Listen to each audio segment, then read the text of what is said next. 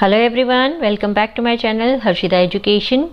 Today we are going to continue chapter 13 Fun with Magnets from class 6th Science NCERT syllabus semester 2. Hello students, let's continue our chapter 13 Fun with Magnets. So from 13.3 Finding Directions we are going to start. Magnets were known to people from ancient times. Many properties of the magnet were also known to them. You might have read many interesting stories about the uses of magnets. One such story is about an emperor in China named Huang Ti.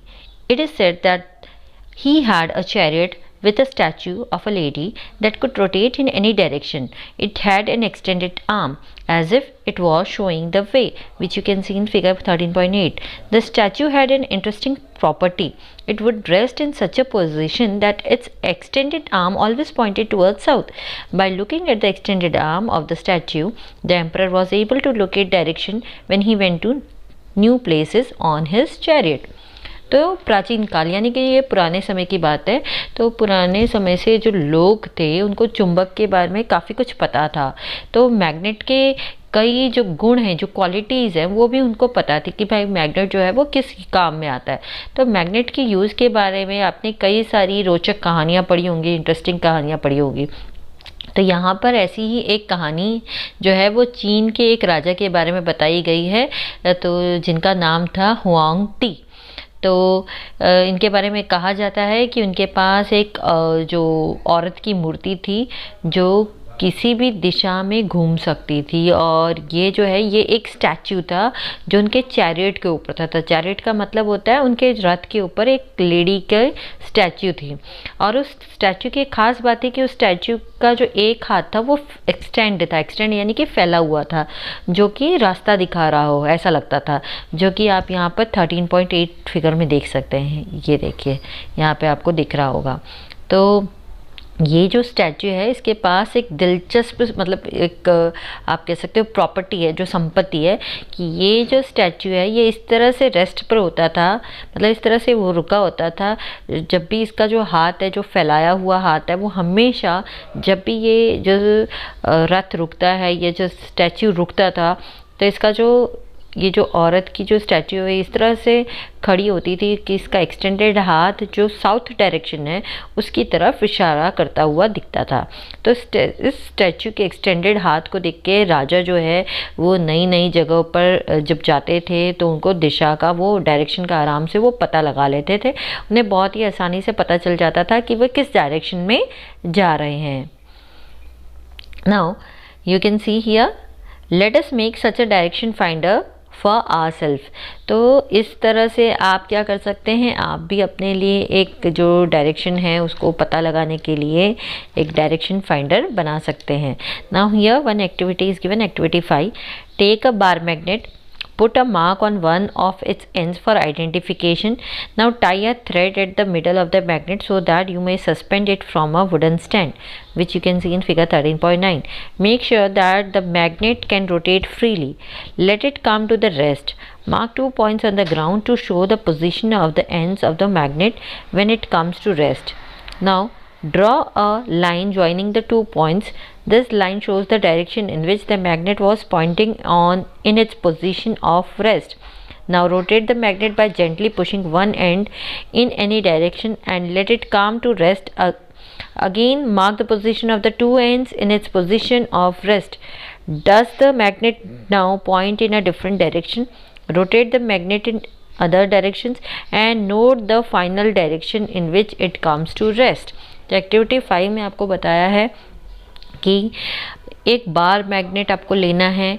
पहचान के लिए आपको क्या करना है, इसके एक सिरे पर एक निशान लगाना है। अब चुंबक के बीच में एक धागा बांधे ताकि आप इसे लकड़ी के स्टैंड पर लगा सकें, जैसा कि आप यहाँ पर फिगर जो 13.9 है वहाँ पे आप देख सकते हैं।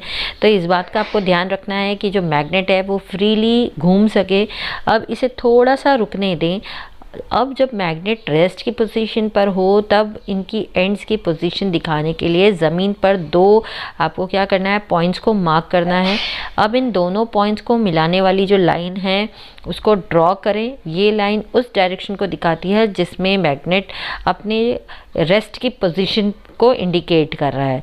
तो अब किसी भी दिशा में धीरे से एक छोर को आप धक्का देकर वापस से जो मैग्नेट है उसको घुमाएं और इसे वापस से आप रेस्ट करने दें। फिर से जो दो एंड्स हैं उसकी पोजीशन को आप क्या करें, उसको रेस्ट करने दें। तो इस स्थिति में आप उसको मार्क करें।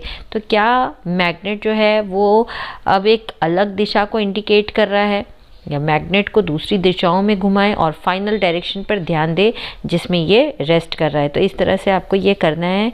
एक एक्सपेरिमेंट करेंगे तो आपको अच्छे से पता चलेगा। Now, do you find that the magnet always come to rest in the same direction? Now, can you guess the mystery behind the statue in the Empress Chariot? तो क्या आप ये देखते हैं कि जब इस तरह से आप एक्सपेरिमेंट कर रहे हैं तो जो मैग्नेट है वो हमेशा एक ही दिशा में रेस्ट कर रहा है। अब आप राजा की जो मूर्ति है उसके पीछे के रहस्य को भी आप उसका अनुमान लगा सकते हैं कि ऐसा क्यों होता होगा, क्यों जो राजा के चैरियट पे जो स्टैचू था तो उसका जो एक्सटेंडेड हाथ था वो हमेशा साउथ डायरेक्शन ही क्यों दिखाता था। तो ये आप आराम से देख सकते हैं। Now repeat this activity with an iron bar and a plastic और a wooden scale instead of a magnet. Do not use light objects for this activity and avoid doing it where there are currents of air. Do the other materials also always come to rest in the same direction? तो एक magnet के बजाय एक लोहे की आप पट्टी ले सकते हैं या फिर आप प्लास्टिक ले सकते हैं। एक वुडन स्केल के साथ इस एक्टिविटी को आप दोहरा सकते हैं।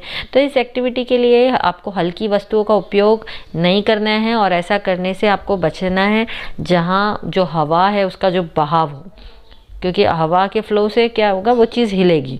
तो आप जहाँ पे हवा चल रही है वहाँ पे आपको ये चीज़ नहीं करनी है। तो क्या दूसरे सभी जो मटेरियल्स हैं वो भी डायरेक्ट मतलब एक ही डायरेक्शन पर रेस्ट कर रहे हैं जब वो रुकते हैं? तो आपको ये चीज़ फाइंड आउट करनी है। Now we find that a freely suspended bar magnet always comes to rest in a particular direction, which is the north-south direction. Now use the direction of the rising sun in the morning to find out the rough direction towards east, where you are doing this experiment. If you stand facing east, to your left will be north. Using the sun for finding direction may not be very exact, but it will help to make out the direction north from the south on your line. Now, using this, you can figure out which end of the magnet is pointing to the north and which points to the south. तो हम क्या पाएंगे कि एक free रूप से घूमने वाला जो बार मैग्नेट है वो विशेष दिशा में आराम करने के लिए आता है जो कि नॉर्थ साउथ डायरेक्शन है। तो सुबह उगते हुए सूरज की दिशा का जो दिशा है उसका आप यूज़ करें। जैसे जो पूर्व दिशा की ओर से आप देखा होगा कि सूरज उगता है, तो किसी न किसी दिशा को पता लगाने के लिए हम इसका सूरज है जिसका इस्तेमाल करते हैं। तो जहाँ आप ये एक्सपेरिमेंट कर रहे हैं तो यदि आप ईस्ट की ओर मुँह करके खड़े हैं तो आपकी जो लेफ़्ट साइड है वो होगी नॉर्थ। दिशाओं को खोजने के लिए सूरज का यूज़ करना बहुत आप कह सकते हैं एकदम सटीक है, एग्जैक्ट हो सकता है, लेकिन ये दिशा बनाने में हेल्प आउट करेगा कि कौन सा नॉर्थ है और कौन सा साउथ है।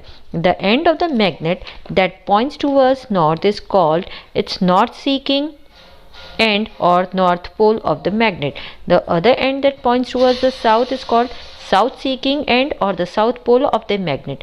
All magnets have two poles whatever their shape may be. Usually north N and south S poles are marked on the magnets. तो इसका यूज़ करके आप ये पता लगा सकते हैं कि कौन सा मैग्नेट नॉर्थ की ओर इशारा कर रहा है और कौन सा साउथ डायरेक्शन की ओर इशारा कर रहा है। तो नॉर्थ की ओर इंडिकेट करने वाला जो मैग्नेट का जो एंड है उसको नॉर्थ या फिर मैग्नेट का नॉर्थ पोल माना जाता है। दूसरा एंड जो है उसको साउथ की ओर इशारा जो करता है उसको दक्षिण का अंत या फिर जो मैग्नेट का साउथ पोल कहा जाता है। तो सभी मैग्नेट में दो पोल्स होते हैं, भले ही उनके जो भी आकार हों। आमतौर पर नॉर्थ को एन से और साउथ को एस पोल्स को मतलब इस तरह से मैग्नेट्स पर मार्क किया जाता है। Now this property of the magnet is very useful for us. For centuries travelers have been making use of this property of magnets to find direction. It is said that in olden days travelers used to find direction by suspending natural magnets with a thread which they always carried with them.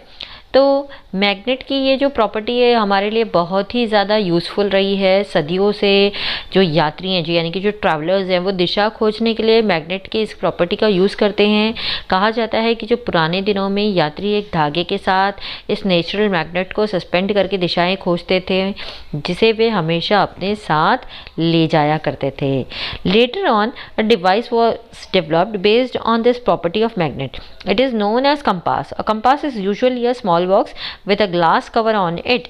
A magnetized needle is pivoted inside the box, which can rotate it freely, which you can see in figure 13.10. The compass also has a dial with direction marked on it. The compass is kept at the place where we wish to know the direction. Its needle indicates the north-south direction when it comes to rest. The compass is then rotated until the north and south marked on the dial are at the two ends of the needle. To identify north pole of the magnetic needle, it is usually painted in a different color. तो बाद में क्या हुआ, जो magnet की इस संपत्ति के आधार पर एक डिवाइस जो है उसको उसका विकास हुआ, उसको विकसित किया गया, जिसे हम कंपास के नाम से जानते हैं। तो इसे कंपास के रूप में जाना जाता है। जो एक कंपास है वो आमतौर पर एक छोटा सा, आप कह सकते हैं, ये बॉक्स होता है जिस पर ग्लास कवर होता है। तो एक मैग्नेटिक नीडल को बॉक्स के अंदर रखा जाता है जो फ्री रूप से एकदम घूम सकती है, जो कि आप यहाँ पर 13.10 ये जो फिगर है इसमें आप देख सकते हैं, ये कंपास है। ठीक है, कंपास में एक डायल भी होता है जिस पर डायरेक्शन मार्क होते हैं। कंपास को उस जगह पर रखा जाता है जहां हम दिशाओं को जानना चाहते हैं। तो इसकी जो सुई है वो आराम करने के लिए, यानी रेस्ट करने के लिए उत्तर दक्षिण दिशा को इंडिकेट करती है। जब वो रेस्ट पर आती है तो वो नॉर्थ और साउथ ये दोनों डायरेक्शन दिखा रही है। तो कंपास तब तक घुमाया जाता है जब तक कि डायल पर जो नॉर्थ और जो साउथ है वो मार्क नहीं किया जाता है। तो नॉर्थ पोल को पहचानने के लिए जो मैग्नेटिक निडल है उसको मतलब एक अलग जो रंग है उस तरह से उसको पेंट किया जाता है ताकि हम उसे इजीली आइडेंटिफाई कर लें। So till here, in our next video will continue the chapter. Till then, bye bye.